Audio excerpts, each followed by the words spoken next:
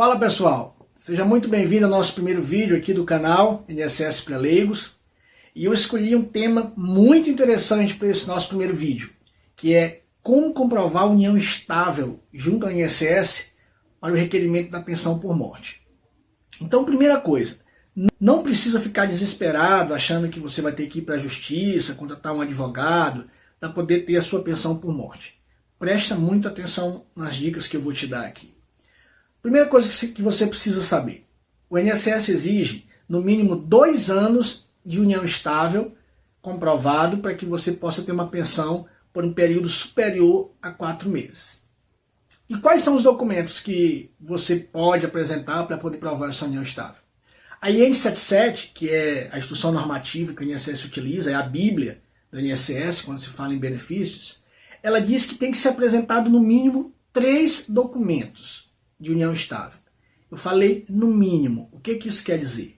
Que o fato de você apresentar 3 documentos por si só não é garantia de que o seu benefício vai ser concedido. Porque esses 3 documentos eles podem não formar convicção de que essa união estável durou por um período de 2 anos, de no mínimo 2 anos.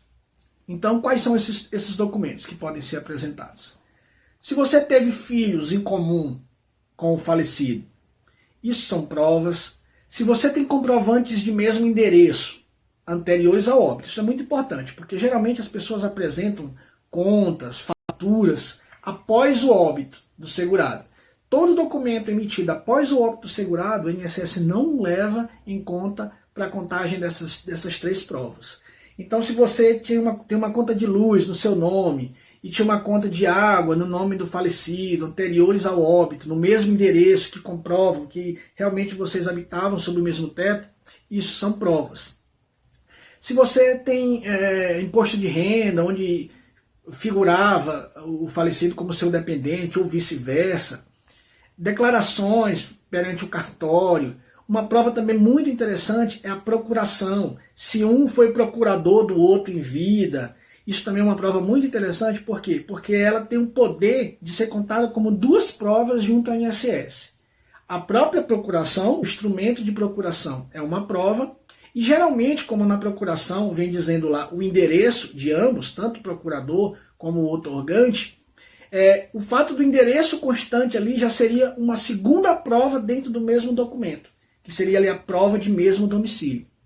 E presta atenção nesse documento que eu vou te falar agora, que ele é muito interessante, que é o espelho do cadastro único, aquele cadastro que o governo federal exige que as pessoas façam para ter acesso a alguns benefícios, como Bolsa Família, enfim. Aquele cadastro, geralmente, a pessoa responsável pelo grupo familiar, ela enumera quem são as pessoas que moram no mesmo domicílio. Então, geralmente, a mulher, ela diz no cadastro lá o nome do companheiro, o nome dos filhos, irmãos, pessoas que habitam sobre o mesmo teto. Então, esse cadastro ele é muito importante. Por quê? Porque ela é uma informação oficial. Ele é um cadastro do próprio governo federal. Então, às vezes, as pessoas ficam meio perdidas na hora de apresentar as provas junto ao INSS, e por isso, muitas vezes, pela falta de informação, elas têm o benefício negado. Agora, veja só, você pode estar ouvindo tudo isso e pensando, poxa, mas de toda aquela documentação que eu já vi lá no site, eu só tenho uma documentação, que é um filho que eu tive com o falecido. Então, presta atenção nessa segunda dica também, que ela é muito importante. O fato de você ter uma prova ou 2 provas, embora não seja suficiente para reconhecer o benefício de pronto no atendimento, mas existe um instrumento previsto na própria legislação da INSS chamada justificação administrativa, popularmente conhecida dentro da INSS como JA. O que é a JA? O que é a JA? É a possibilidade de você indicar 3 testemunhas que tenham conhecimento da relação, do convívio seu com o falecido, para que possam ser ouvidas pela INSS.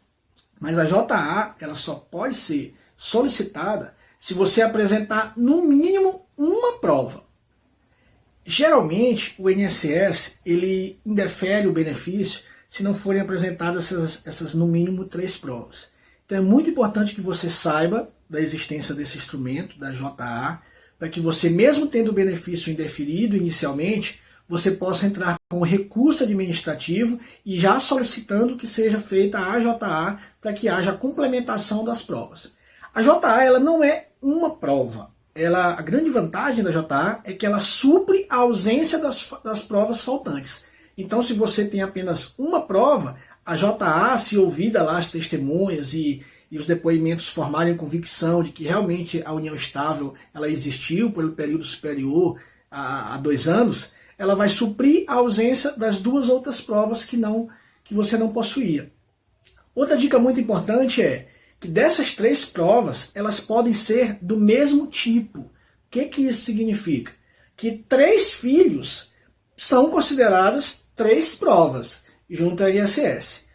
3 comprovantes de mesmo domicílio em épocas diferentes, por exemplo, há 10 anos atrás, provas de mesmo domicílio no nome dos 2, e provas de mesmo domicílio depois 5 anos atrás, e provas de mesmo domicílio 1 mês antes do falecimento do segurado, são consideradas 3 provas.